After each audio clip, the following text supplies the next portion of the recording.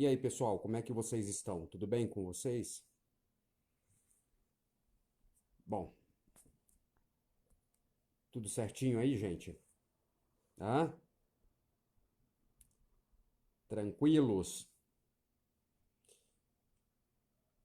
Bom, pessoal, eu eu vou depositar essa aula aqui para vocês amanhã na parte da manhã no sistema e vocês aí de Curitiba, vocês do programa de pós-graduação, vocês do mestrado e do doutorado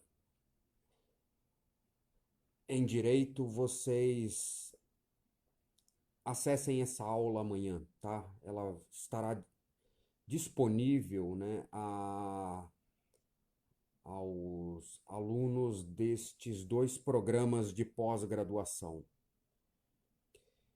Bom, ao mesmo tempo que eu estou gravando aqui, tá, para vocês essa aula, também estou fazendo aqui uma uma uma aula ao vivo para vocês que estão aí no Facebook, tá? Então, essa aula que eu estarei dando agora, que vocês estarão aí, vocês aí do Facebook, estarão assistindo ou assistirão posteriormente, essa aula é para o mestrado e para o doutorado no curso de Direito e também, né, paralelo ao curso de Direito, ao curso de Filosofia, tá? Bom, eu gostaria de falar sobre um tema hoje que é comum a, a ambas as ciências, tanto a filosofia quanto ao direito. Eu gostaria um pouco de falar um pouco com vocês sobre o papel da sofística grega, a sua origem, o seu desenvolvimento e também as suas implicações. Para que eu possa falar do efeito, eu tenho que ir até o agente causador. No que diz respeito à sofística grega, nós temos que levar em consideração alguns fatores determinantes que marcaram fundamentalmente a origem deste movimento, tão importante quanto quaisquer movimentos que surgiram na história da tradição filosófica e também jurídica. Por que eu me refiro à tradição jurídica? Porque a tradição jurídica, ou seja, toda a jurisprudência, se apoderou ou apoderou-se, né, justamente desta, desta, desta maneira de ser da sofística grega. O século VIII e o sétimo antes de Cristo, lá no mundo grego, foi marcado por profundas transformações sob todos os aspectos. E quando eu digo que foi marcado por profundas transformações sob todos os aspectos, eu me refiro no seu sentido lato da palavra, isto é, em todos os aspectos. Pois bem, quando eu falo que foi marcado em todos os aspectos, eu estou me referindo no aspecto de que, principalmente, no aspecto religioso. Todos nós que nos detemos ou nos detivemos, pelo menos um mínimo que seja, na leitura de textos filosóficos antigos, sobretudo os gregos, lá do período arcaico, nós podemos verificar, assim, com muita nitidez, com muita propriedade, a importância cultural que o século VIII e o século VII exerceram na história da civilização grega. E esta importância foi cultural e também religiosa, como eu acabei de falar. Nós entendemos que no mundo grego, né, lá no século VIII e VII a.C., a polis, ou seja, as cidades-estados, estavam aí em processo de formação sob todos os aspectos. Mas também é verdade que nesta época, as cidades-estados gregas, elas eram governadas por patriarcas, e pelo fato dessas cidades-estados serem governadas por patriarcas, estas cidades-estados, elas possuíam, na sua esmagadora maioria, uma maneira, uma forma característica peculiar de ser distinta da outra polis, ou seja, da polis vizinha.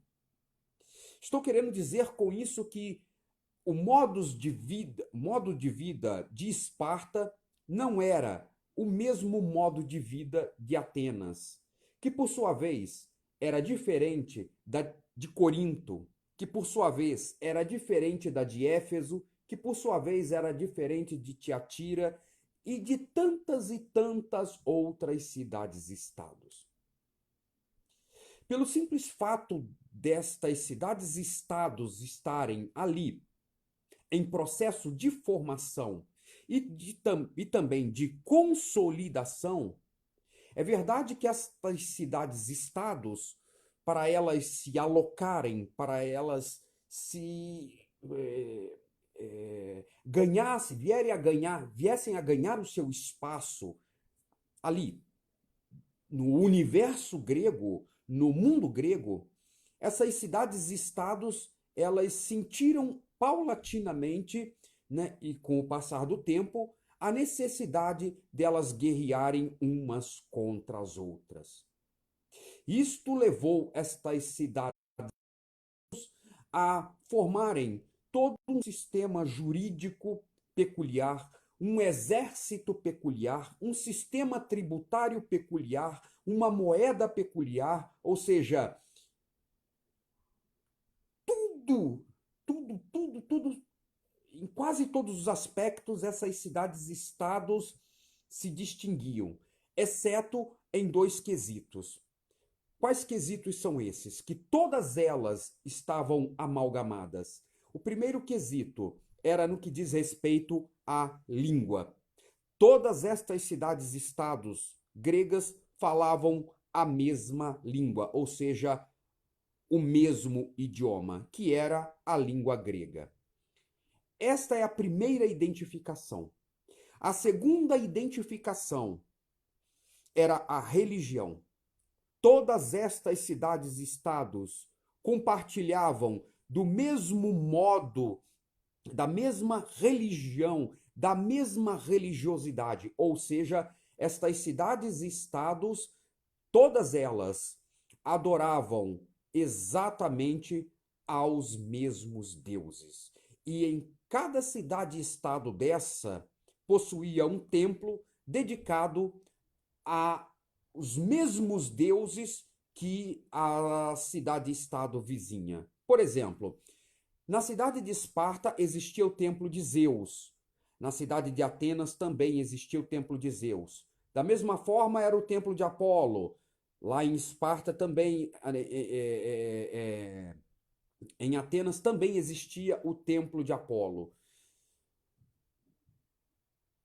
Partindo deste princípio de que, no ponto de vista da língua e do ponto de vista da religião, essas cidades-estados, elas formaram todas numa só dinamicidade, numa só realidade, concomitantemente uma à outra. Vocês conseguem entender que elas, a partir da mesma religião e da mesma religiosidade, formularam a mesma teologia e a mesma cosmogonia? Pois bem, partindo do princípio de que elas compartilhavam da mesma teologia e da mesma cosmogonia, surgiram em todos os pontos ali da Grécia, no período arcaico, surgiram alguns poetas. E estes poetas foram chamados de poetas que desenvolveram seu pensamento, os seus pensamentos, envoltos ali na cosmogonia e na teogonia. E estes poetas passaram a ser chamados, na tradição, de poetas trágicos. Por quê? Porque estes poetas, eles trabalharam justamente a tragédia grega. Quem são esses poetas que trabalharam a cosmogonia e a teogonia? Homero e Hesíodo. E a tragédia grega, propriamente dita? Sófocles. Sófocles, ele foi ali o grande escritor da grande e é considerado um best-seller na história, não só da filosofia, da história propriamente dita, ou da historiografia, mas também na história da psiquiatria, né, como o chamado drama de Édipo. Pois bem, o mito de Édipo é um mito que foi criado, escrito justamente por Sófocles. Sófocles, quando escreve, né, ali todo o mito de Édipo, Sófocles vai registrar isso, toda essa trajetória de Édipo, em 3 obras máximas. Quais obras são essas? A primeira obra é Édipo Rei. A segunda obra é a Édipo em Colono. A terceira obra, né, a Antígona. Se você quiser entender todo o complexo de Édipo, ou a história de Édipo, melhor dizendo, você tem que entender, tem que ler, leitura obrigatória, você tem que ler estas 3 obras. Se você, aluno, se você não ler estas 3 obras, você não entenderá, né, o mito trágico grego de Sófocles ao falar da saga de Édipo. Bom, do ponto de vista da psiquiatria, Freud vai trabalhar justamente este mito de Édipo, né? E ao trabalhar esse mito de Édipo, né, e empregar isso na psiquiatria dele, o Freud, ele vai trabalhar isso a partir daquilo que ele desenvolveu como tendo o nome de complexo edipiano, o que basicamente trata o complexo edipiano de Freud. O complexo edipiano de Freud trabalha basicamente o apego que a mãe tem lá na tenra idade do seu filho, ou seja, desde a sua meninice, desde a sua idade fálica, desde a sua idade da inocência e depois passando deixando a idade da inocência e atingindo a idade da consciência, esse apego, esse amor exagerado que a mãe passa a nutrir com a figura do filho, ou seja, do menino.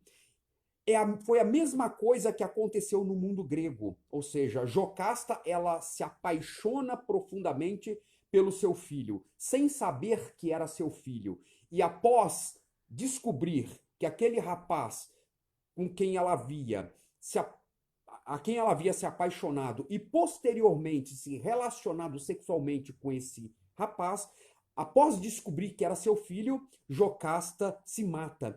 E Édipo, né, diante de toda aquela tragédia que havia assolado não só sua vida, mas também a vida de Jocasta, ao descobrir que aquela mulher com quem ele havia se relacionado era sua mãe, o Édipo cega os seus próprios olhos. Pois bem, Freud trabalha isso com muita propriedade. Freud trabalha isso e desenvolve aquilo que consiste no núcleo central, no eixo básico da sua psicanálise, que é o, repetindo, complexo edipiano. Bom, no que diz respeito à cosmogonia e à teogonia, né, a cosmogonia fala justamente da origem do cosmo. Pois bem, o cosmo para os antigos gregos não era eterno, ou seja, o cosmo teve um início, o cosmo teve um começo, e assim como ele teve um início e teve um começo, o cosmo também terá um fim. Ou seja, da mesma forma que existiu um marqué, haverá um telos, ou seja, uma consumação final de todas as coisas no universo.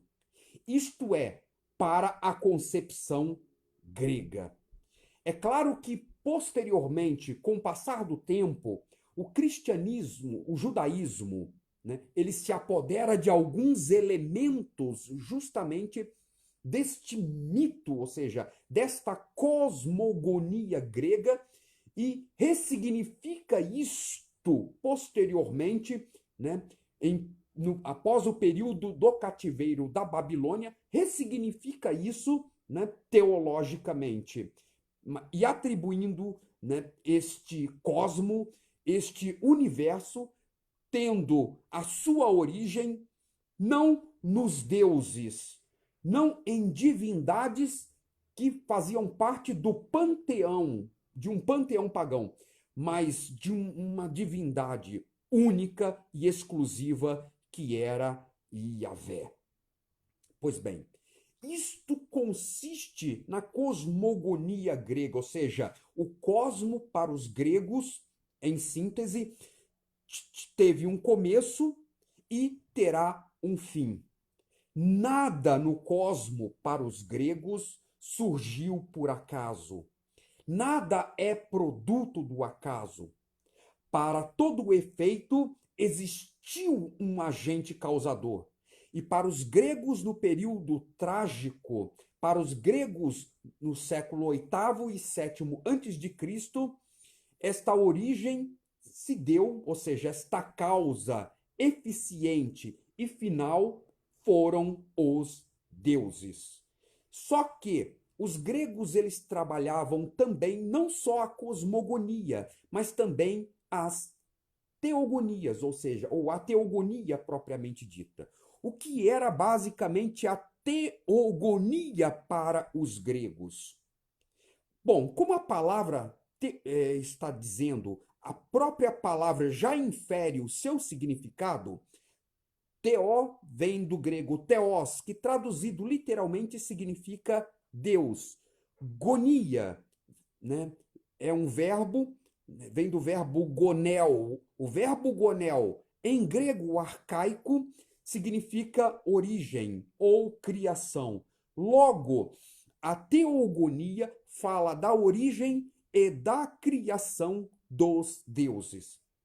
Mas espera lá, os deuses para os gregos não eram eternos, e como eternos eles nunca foram criados, porém sempre existiram?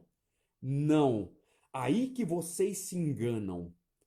Para os gregos, todos os deuses tiveram um princípio, e da mesma forma que tiveram um princípio, também teriam um fim. Ou seja, os deuses eles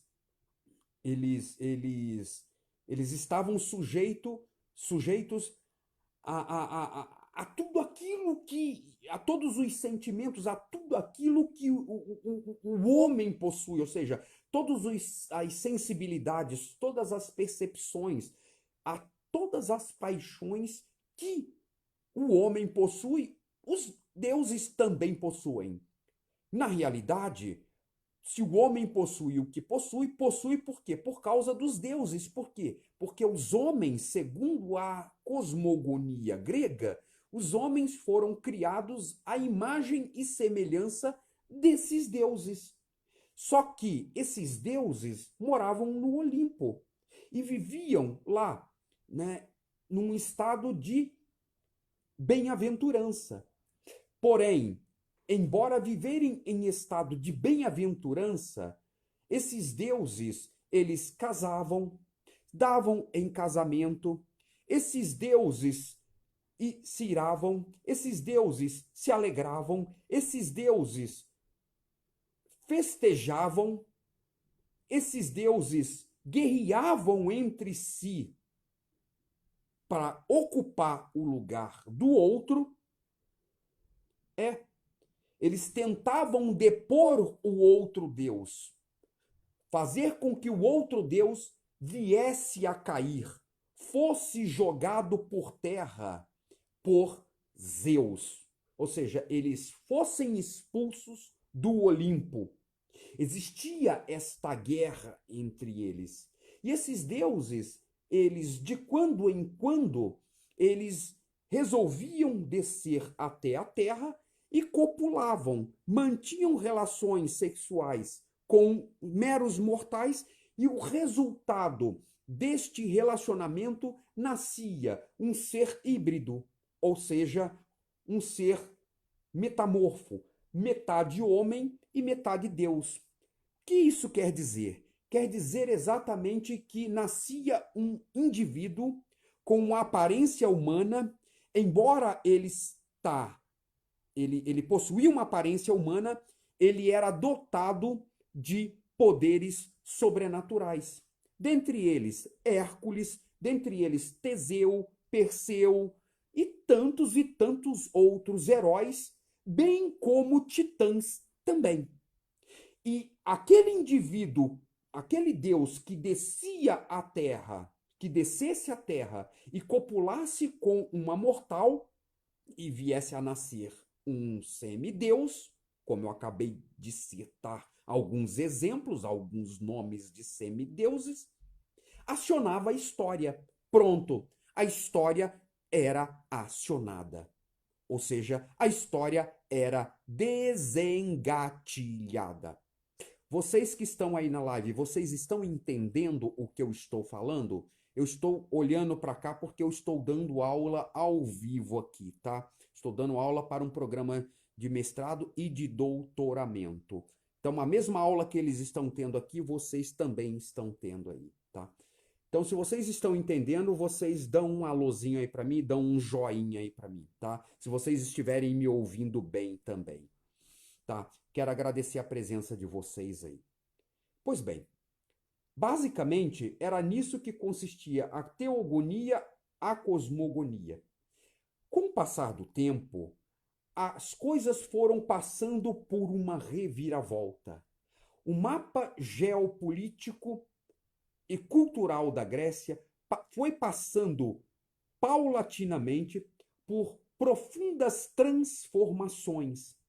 Isto quer dizer que, do ponto de vista cultural, não vou nem entrar no mérito da questão aqui, política e econômica, poderia até fazer isso se eu estivesse lecionando para o curso de História, tá? Mas isso eu vou deixar para uma outra ocasião. O viés, o caminho que eu quero percorrer aqui é apenas o caminho cultural, ou seja, do ponto de vista cultural, as coisas foram passando por profundas transformações. Isto quer dizer que, do ponto de vista cultural, pelo fato dela passar por profundas transformações, tudo aquilo que o homem, lá no período arcaico, né, pensava, nutria, tudo aquilo que até então era uma realidade para este homem grego, lá no período arcaico, agora as coisas começam a mudar de sentido. Ou seja, se tudo lá no período arcaico, né, tudo acontecia como produto da vontade dos deuses, agora, no limiar do século VI antes de Cristo, os deuses, eles começam a serem esquecidos, ou seja, os deuses, eles não têm, assim, tanta preponderância, eles não têm, assim, tanta importância para o homem grego como tinham lá no período arcaico. Por que isso? Porque agora começam a surgir novos saberes, novos matizes. Isto quer dizer que, pelo fato de começar a surgir novos saberes, novos matizes para o homem grego, o homem agora ele passa a questionar a realidade na qual ele está inserida. Isto é, se antes tudo o que acontecia como produto da vontade dos deuses, se chovia é porque os deuses queriam, se fazia sol é porque os deuses queriam, se o homem plantava era porque os deuses queriam, se o homem colhia era porque os deuses assim permitiam. Agora, no limiar do século VI antes de Cristo, o homem já começa a questionar realmente se são os deuses que estão por detrás de tudo isso. Percebem? Eles começam a questionar. E ao darem início a estes questionamentos, a conclusão básica que eles chegam é que na natureza, para tudo que existe não como produto da vontade dos deuses. Se existe, não é por uma compulsão divina, não é fruto da vontade de Zeus, de Apolo, de Heras, de Afrodite e assim sucessivamente. Se as coisas que existem por quê? Porque elas devem à própria natureza o seu ser e o seu existir. E quando eles passam a questionar a existência de tudo partindo dos deuses e começam a atribuir a existência de tudo à própria natureza, aí surgem os primeiros pensadores, que são os grandes inauguradores da ciência lá no mundo grego. Quem são esses indivíduos? Os chamados pensadores, filósofos pré-socráticos. Pois bem, esses filósofos pré-socráticos, eles também são chamados de fisiólogos. Por que fisiólogos? Porque eles estudavam, porque eles pesquisavam a physis. Para esses indivíduos, o que consistia basicamente na physis? A physis, para esses indivíduos, era a natureza. Pois, só que essa physis, para existir, ela devia a sua existência obrigatória a uma arqué. O que seria esta arqué? Esta arqué, para os gregos, é uma origem, um princípio. Ou seja, para eles, né, tudo na natureza, para tudo, exatamente tudo na natureza, há um princípio. Só que esse princípio, pessoal, não é um princípio qualquer. Não. É um princípio que serve de base, é um princípio que serve de fundamento, e ao mesmo tempo que ele serve de base e de fundamento para todas as coisas, ele também fundamenta todas as coisas. E aí, este princípio se diversifica. Por que esse princípio é diversificado? Porque muitas escolas começam a surgir neste período, como, por exemplo, né, os jônios. Quem são os jônios? Tales de Mileto, Anaximandro e o Anaxímenes. Por outro lado, os eleatas. Né? Os eleatas. é, o Zenon, tá? De Elea, o Parmênides de Elea e também o Heráclito de Éfeso. Embora Heráclito tenha nascido na cidade de Éfeso, Heráclito ele viveu uma grande parte da sua vida e ali desenvolveu todo o seu pensamento foi na região da Eleia.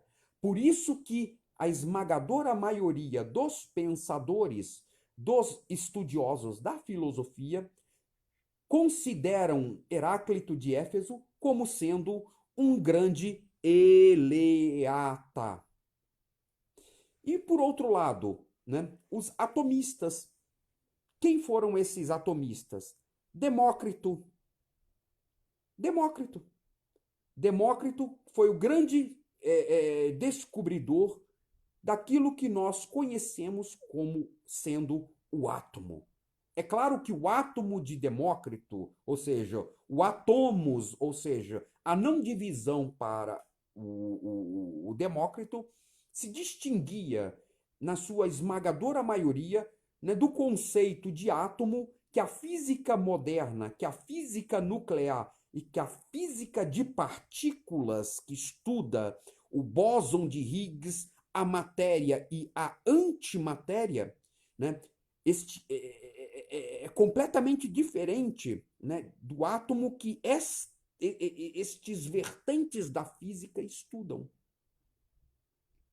Percebe? O átomo para Demócrito distinguia muito do átomo que a física moderna hoje entende como sendo o átomo. Mas é claro que o Demócrito é quem vai lançar as bases lá na ciência no mundo grego para o estudo, né, de uma substância, né, indivisível que posteriormente passou a ser chamada na Idade Moderna, na ciência moderna, sob Isaac Newton, de átomo. Tá. Quando nós falamos em filosofia, em pensamento pré-socrático, temos que levar em consideração também os pitagóricos, ou seja, a escola pitagórica. A escola pitagórica era uma escola fundamentalmente metafísica de cunho matemático que interpretava, né, o universo como tendo a sua origem e tudo em decorrência da existência do universo na natureza tendo a sua origem, né, a partir de uma interpretação muito mística nos números, ou seja, para Pitágoras, tudo, exatamente tudo no universo, exatamente tudo na natureza pode ser quantificado, pode ser medido. Isto é, possui uma altura, possui uma largura, possui uma profundidade, ou seja, tudo para Pitágoras pode ser quantificado. Por quê? Porque tudo na natureza está em perspectiva. Pois bem,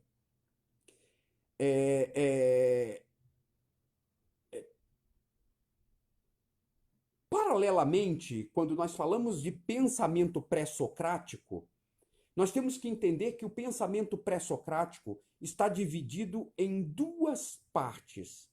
A primeira parte foi essa que eu acabei de falar, que compreende no chamado período fisiólogo, dos fisiólogos, ou período dos filósofos naturalistas. E o segundo período, que é o período que eu quero falar com vocês, que é o período que é o tema central desta aula. Vocês conseguem entender que lá no início da nossa aula, há vários minutos atrás, eu disse que não temos como falar sobre o efeito sem que tenhamos que retroceder a um agente causador? Pois bem, o agente causador foi tudo isso que eu acabei de falar a partir, entendeu, de uma visão bastante reduzida, de uma visão bastante assim simplificada para vocês. O segundo período é o chamado período da erística. Basicamente, o que seria o período da erística? período da erística é o período que é compreendido como o período das disputas. Como assim, Marcelo? Como assim período das disputas? Bom, por período das disputas eu faço referência ao período dos grandes debates sobre todos os aspectos. E principalmente no tocante à retórica sendo usada como instrumento da política. E para encabeçar todo este movimento, para encabeçar toda este modo de ser erístico, surgem alguns indivíduos ali no século VI. Quem são esses indivíduos? São os chamados sofistas. Quem eram esses sofistas? Quem foram eles? Os sofistas, eles foram os grandes mestres da retórica. Eles foram os grandes mestres da retórica. Esses sofistas, eles eram pensadores itinerantes. E como pensadores itinerantes, esses indivíduos, eles eram professores. Em outras palavras, esses indivíduos como pensadores, como professores itinerantes, eles iam de cidade em cidade ensinando seus discípulos, ou seja, ensinando os alunos a retórica. Para o sofista grego, o que consistia basicamente na retórica? A retórica para o sofista grego consistia na arte de como construir, de como articular bem um discurso. Pois bem, por que eles ensinavam a como construir e como articular bem um discurso? Simples, porque só tinha sucesso na carreira política quem sabia ou quem soubesse, na época, de verdade e de fato, como construir e como articular bem o discurso. Só tinha sucesso na carreira política, repetindo, quem soubesse construir e articular bem o discurso. Ou seja, esses indivíduos, eles ensinavam como professores a juventude da época. Quem eram esses jovens? Os pretensos políticos, os filhos dos aristocratas gregos. E foi justamente estes indivíduos, os filhos destes aristocratas gregos, quem no século V, no auge do século V, quem foram os responsáveis, foram os grandes responsáveis pelo processo de construção, de consolidação e de queda daquilo que nós conhecemos hoje, no nosso contexto brasileiro, como sendo a democracia. A democracia no mundo grego dependeu basicamente, né, destes jovens, tá? Que ingressaram na carreira política, mas eles só se ingressaram na carreira política porque eles estavam preparados. E quem foram os responsáveis pelo preparo destes jovens? Justamente estes sofistas. Basicamente, eles ensinavam, como eu acabei de falar, a como construir e articular bem um discurso. Mas era somente isso que eles ensinavam? Não. Eles ensinavam a areté. O que significa a palavra grega areté? Areté, essa expressão significa virtude. Mas a areté para os sofistas não tinha o mesmo significado que para Aristóteles e nem para Platão, sobretudo para o Aristóteles. Para o Aristóteles, a areté, ou seja, a virtude, era a perfeição do ato propriamente humano. Era a perfeição do ato propriamente humano. Entende que o Aristóteles ele interpreta o termo, ele faz uma leitura do termo areté no seu sentido ético? Pois bem, não era nesse sentido ético que os sofistas interpretavam a expressão areté. Ou seja, significava virtude, tal como para o Aristóteles. Era exatamente a mesma coisa, porém no âmbito da fala e não no âmbito da compreensão, porque no âmbito da compreensão, areté para os sofistas significava a capacitação que o indivíduo deveria ter para lidar com os assuntos relativos à polis.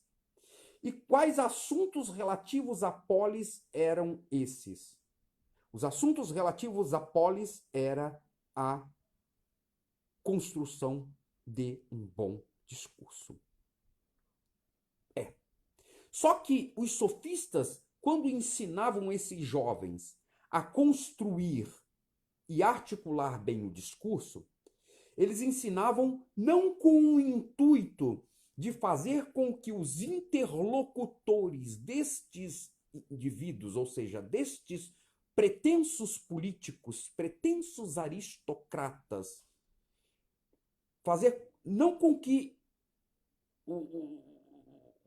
o discurso deles viesse a servir como um instrumento de parturidade das ideias, mas que o discurso viesse a servir como um instrumento de manipulação. Manipulação das consciências individuais e, consequentemente, da consciência coletiva.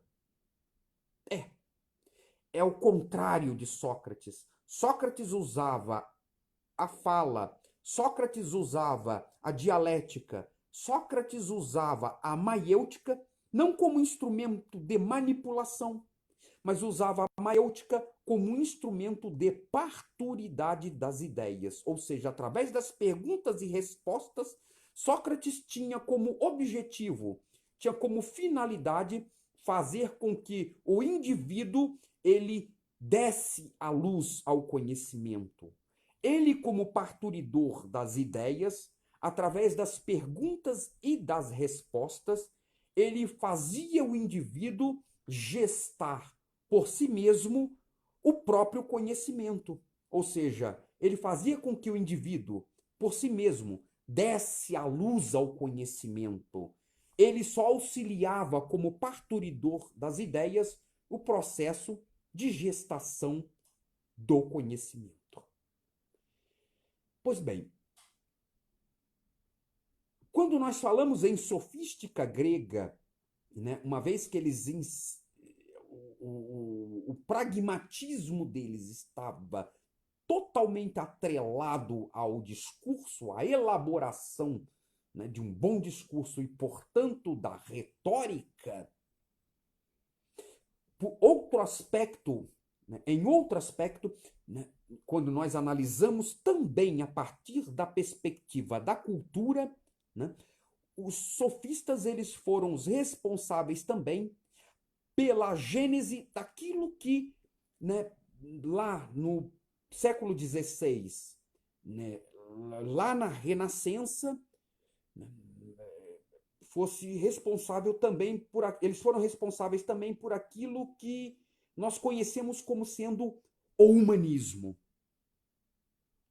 Ou seja, quando nós falamos em humanismo, ao contrário do que muitos pensam, o humanismo não tem a sua origem, não tem a sua gênese no século XVI da era cristã, ali, no período do Renascimento. Ao contrário do que muitos pensam, o período do Renascimento foi um período de resgate da cultura greco-romana.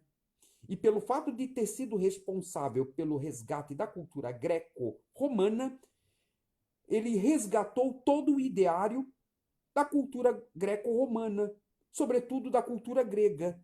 E ao resgatar este ideário da cultura grega, um dos aspectos nos quais ela resgata é o humanismo, lá os sofistas. E aí nós temos um grande sofista que ficou famoso na tradição, tanto pela historiografia quanto pela filosofia, também como pelo direito, uma vez que o direito usa a linguagem, tá, em toda a sua dimensão pragmática, e o direito usa a sua linguagem, né, na sua dimensão pragmática, não como instrumento de partoridade das ideias, mas como instrumento de manipulação, ou seja, manipular a norma jurídica,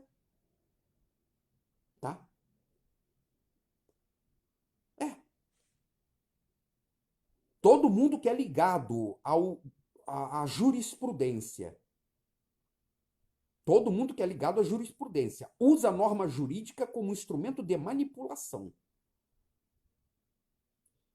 E ao usar, entendeu, a norma jurídica como instrumento de manipulação, tem como elemento intermediário a retórica. Isso é fato.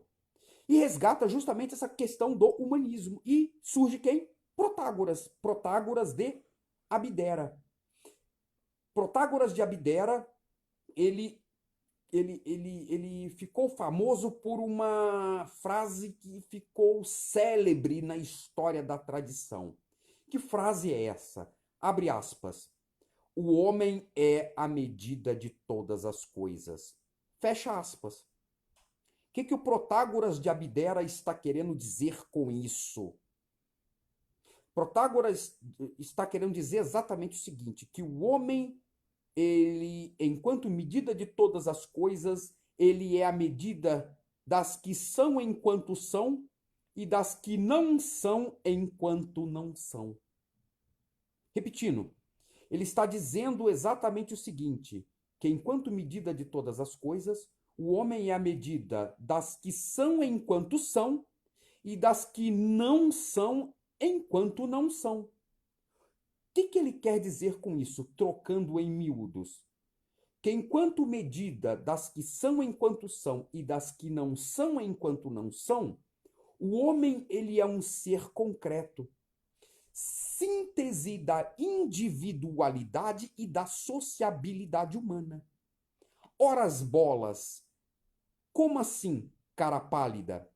Exatamente o seguinte, para o Protágoras, como humanista que era, na qualidade de humanista, ele está dizendo exatamente o seguinte, que os céus estavam vazios, que as leis não possuíam mais sanções divinas, e que ao homem, única e exclusivamente ao homem, cabia moldar e determinar os arquétipos éticos e morais da sua própria existência. Era nesse sentido que ele estava querendo dizer. Em outras palavras, quando ele chega a essa conclusão, ele está dando um pé na bunda dos deuses. Em outras palavras, ele está dizendo que tudo que existe, se existe, existe, não é por conta dos deuses, não é fruto da vontade dos deuses, e que a nossa liberdade não está condicionada à vontade determinista e, consequentemente, fatalista dos deuses, mas nós, como sujeitos históricos e meta-históricos, através da nossa liberdade, nós temos a liberdade de construir e reconstruir a nossa própria história. Somos livres. Liberdade gera responsabilidade e a responsabilidade gera consequências, ou seja, produz consequências, seja ela positiva ou negativa. Aí a pergunta que eu faço para você aí, tá? Para você, meu aluno, tá? A pergunta que eu faço para você, o que é, e para você também aí do Facebook, tá? Que está assistindo essa transmissão. O que é que você, meu aluno, O que é que você que está aí assistindo essa live está fazendo com a porra da tua liberdade? O que é que você está fazendo com a porra da tua liberdade? Fala pra mim. Você acha, você acha que a sua liberdade não te obriga à responsabilidade, que a sua liberdade não demanda a responsabilidade, que a responsabilidade não irá produzir consequências? Sejam elas positivas ou negativas, isso vai depender do caminho que tu quer escolher? Pois bem, produz, tá? Produz. Tá. Esses sofistas, eles foram rechaçados principalmente por Sócrates, posteriormente por Platão. E ao ser rechaçado posteriormente por Platão, Platão escreve uma obra que, destinada a uma crítica específica a este grupo. E esta obra tem como título O Sofista. Tá. Eles são criadores, partindo de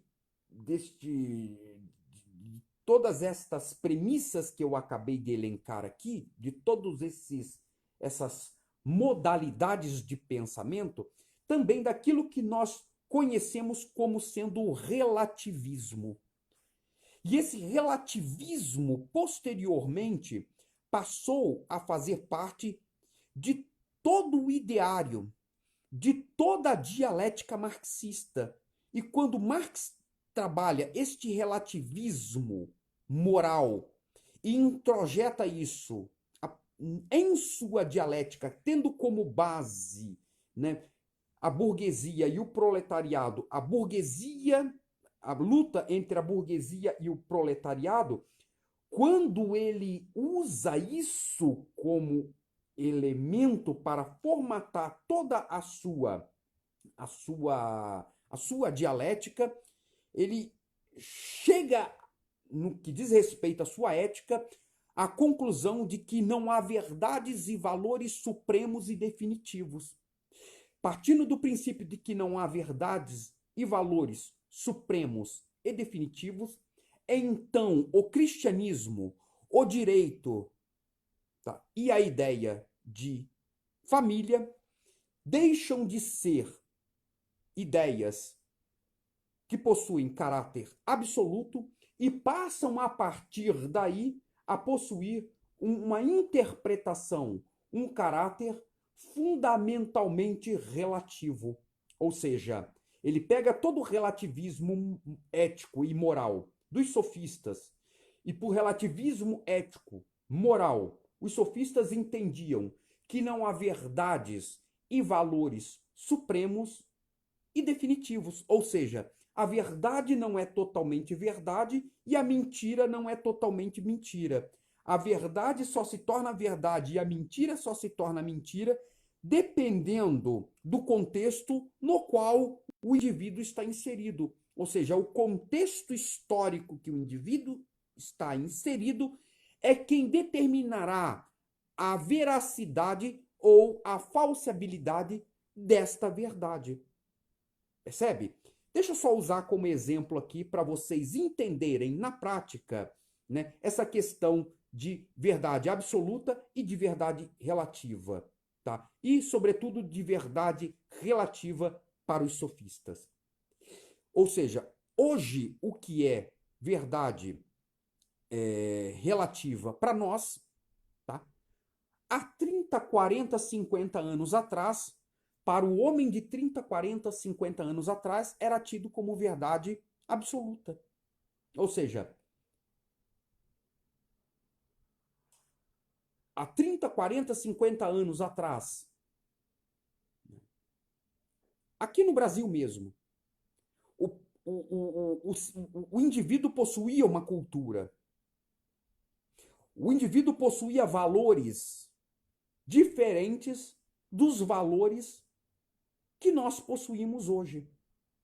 Por exemplo, há 40, 50 anos atrás, uma mulher era indecente, uma mulher. Era impensável uma mulher ficar grávida fora do casamento. A mulher que ficasse grávida, a moça que ficasse grávida fora do casamento, antes de casar, era abandonada pelo pai. Era expulsa de casa pelo pai. Não sei se ainda existe esse costume nas pequenas cidades aí no interior do Brasil. Mas há 40, 50, 60 anos atrás, isso aí era muito comum, tá? Não só nas cidades grandes, mas sobretudo nas cidades pequenas, onde todos se conheciam. Então, a filha do seu José, que era muito conhecido na cidade, a filha dele, que era muito conhecida na cidade, se engravidasse antes do casamento, ou o rapaz que a engravidou assumia, ou ela era expulsa de casa. Hoje, não existe esta obrigatoriedade. Muitas moças engravidam fora do casamento, antes do casamento, e o pai simplesmente aceita com muita naturalidade. Eu não estou aqui dizendo se isso é certo ou se é errado. Não estou condenando ou abolindo ninguém. Não é isso. Não é nesse sentido que eu estou fazendo referência a isso. É no sentido de mostrar para vocês que o que era verdade absoluta, inegociável, há 40, 50, 60 anos atrás, hoje é considerado fora de moda. Hoje é considerado cafona. Em outras palavras, é considerado relativo. Relativo a quê? Relativo ao contexto social e cultural no qual nós estamos inseridos hoje, e não o contexto no qual o indivíduo há 40, 50, 60 anos atrás estava inserido, mas a hoje. Então, para os sofistas, a verdade, ela dependia do contexto no qual o indivíduo estava inserido. Ela só era relativa e só era absoluta dependendo da cultura. Ou seja, o que é cultural para o meu povo, ou seja, o que é cultural para o brasileiro, não é cultural para o japonês. O que é normal para nós, brasileiros, não é normal para o chinês, não é normal para os povos africanos e vice-versa. Ou seja, o que é normal para eles, para nós, soa como sendo estranho.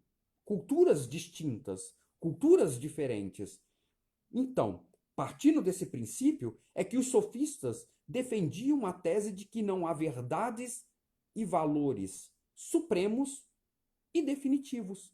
Marx faz essa leitura, e ao fazer essa leitura de verdade relativa, e a verdade ela passa a ser relativa de acordo com o contexto no qual nós estamos inseridos, é que serve de argamassa para ele instrumentalizar toda a sua dialética que dá origem à sua luta de classes sociais, ou seja, luta entre burguesia e proletariado, ou seja, era ético naquele momento histórico, era ético dentro daquele Sitzenleben, ou seja, daquele lugar vivencial, o proletariado se posicionar, se rebelar contra a burguesia. Por quê? Porque a burguesia estava asfixiando, estava explorando, estava sufocando,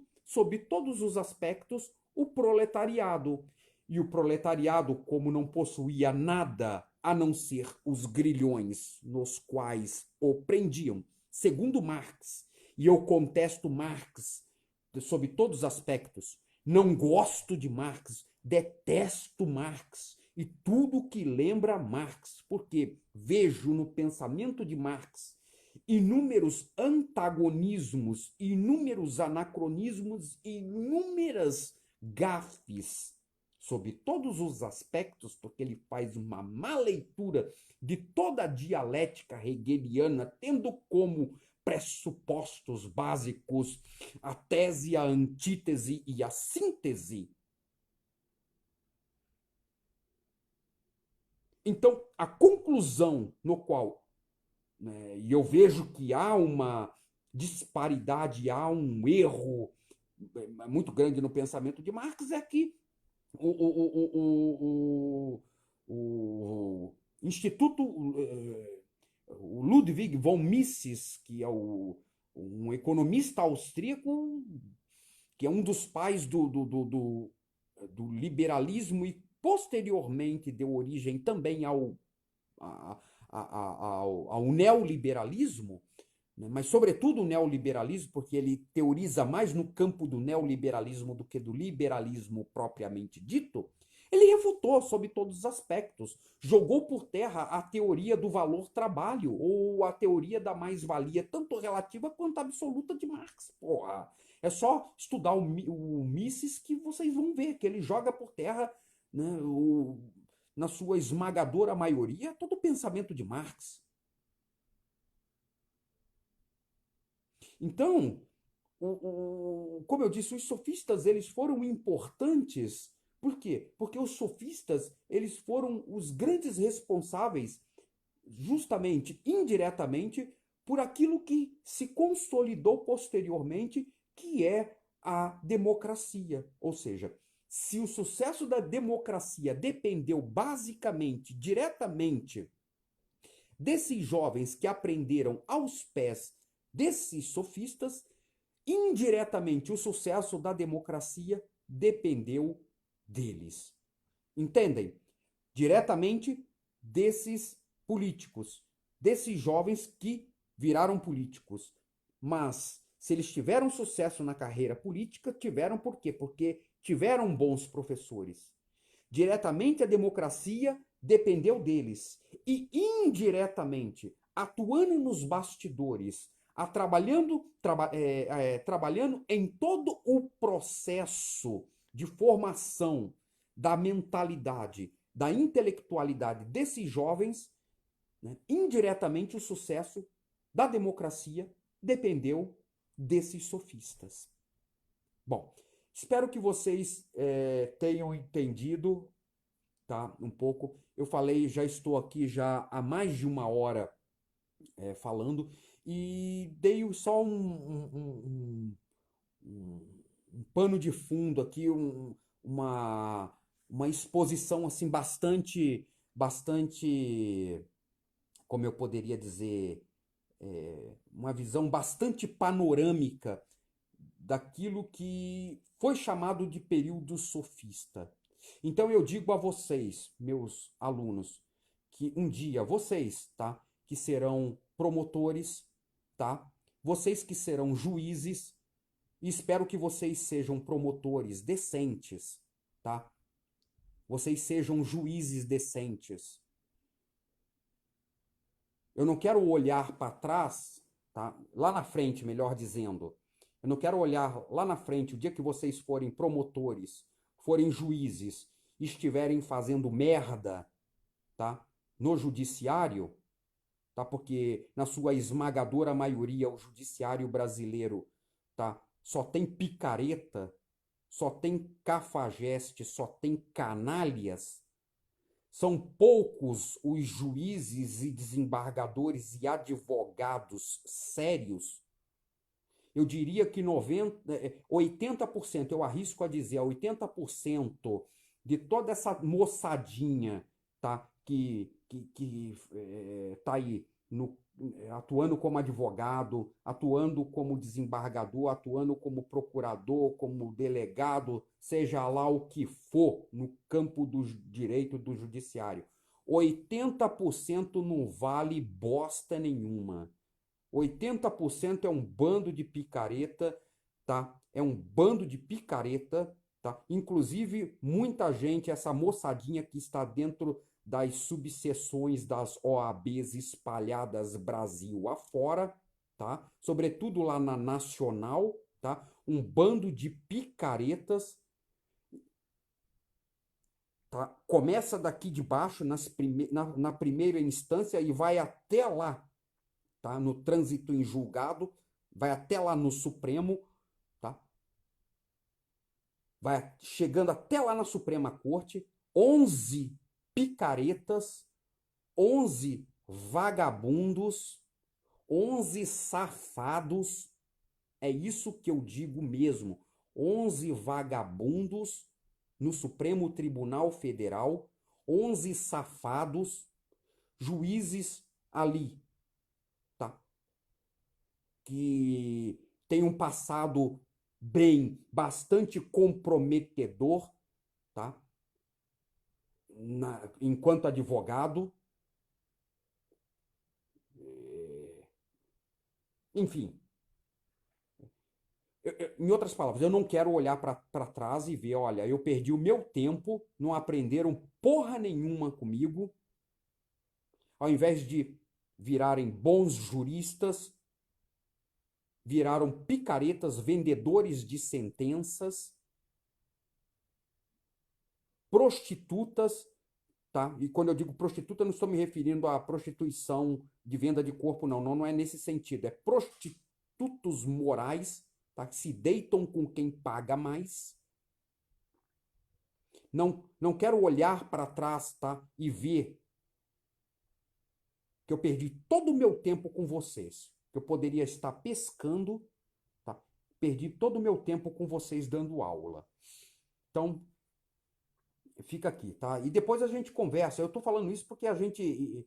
Isso aqui é uma aula e a gente sempre costuma, na pós-graduação aqui, conversar sobre essas coisas nas nossas aulas presenciais, tá? Então, qualquer coisa vocês deixam aí, tá? No sistema, na caixa de texto aí, vocês deixam as reflexões de vocês e vocês deixam também as perguntas que vocês quiserem fazer, que assim que eu depositar lá e ler, eu vou estar respondendo para vocês via Skype. Então, por hoje é só, meu povo, tá? Eu quero agradecer a vocês. E quero agradecer a vocês aí também, que estão aí do outro lado assistindo essa transmissão via Facebook, tá? Que Deus abençoe a todos aí, tá? Muito obrigado por vocês estarem assistindo aí, tá? E se tiver algum magistrado que não gostou do que eu falei, tem todo o direito de não gostar. Problema seu, tá? O problema é todo seu. Não devo nada a você, você não deve nada para mim, tá? Então você fica na sua, que eu fico na minha. Se não gostou, se quiser tomar suas providências judiciais cabíveis, toma, problema é seu, tá? Problema seu. Tô morrendo de medo de você, tá? Tô cagando e andando para você. Então, fica com Deus aí vocês também, tá? Até uma próxima aí, meu povo. Tchau, tchau.